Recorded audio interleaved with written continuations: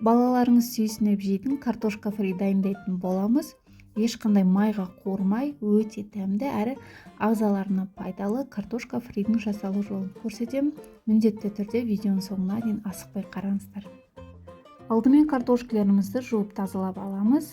Дәл осы видеода көрсеткендей етіп қалыңдықта турап аласыздар. Өте жұқа қылып тураудың қажеті жоқ. Барлығын дәл осылай ұзынша етіп турап аламыз. Міне біздің картошкаларымыз дайын болды.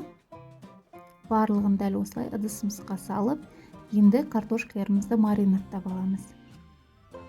Дайын болған картошкамыздың үстіне ең бірінші тұзымызды саламыз және паприка саламыз. Қызыл бұрыш саламыз. Паприканы көбіректеу қосқандарыңыз жақсы. Енді үстіне аздап 2 қасық немесе 3 қасықтай шай қасықпен сұйық майымызды саламыз және жақсылап араластырып аламыз. Жақсылап араластырғаннан кейін 5 минутқа маринадтап қоямыз.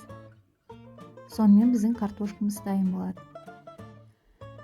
5 минут маринадталған картошкаларымызды дәл осылай тапамызды майлап аламыз. Енді картошкаларымызды салып шығамыз. Дайын болған картошкаларымызды тапамызға салып, духовкада 15-20 минут пісіріп аламыз. Міне бізде 15-20 минут уақыт өтті, біздің картошкаларымыз дайын. Дайын болған картошкаларымызды ысылай жесеңіздер өте дәмді болып шығады. Картошкаларымызды ыдысымызға салып, балаларымызға ұсынсақ болады.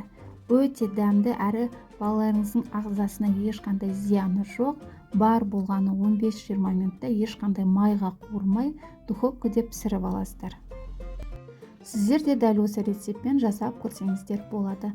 Балаларыңызға сөзсіз ұнайды.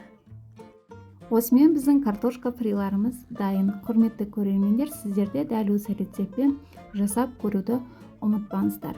Егер де менің каналыма тіркелмеген болсаңыздар, міндетті түрде тіркеліп, лайк басып, комментарий жазып, достарыңызбен бөлісуді ұмытпаңыздар.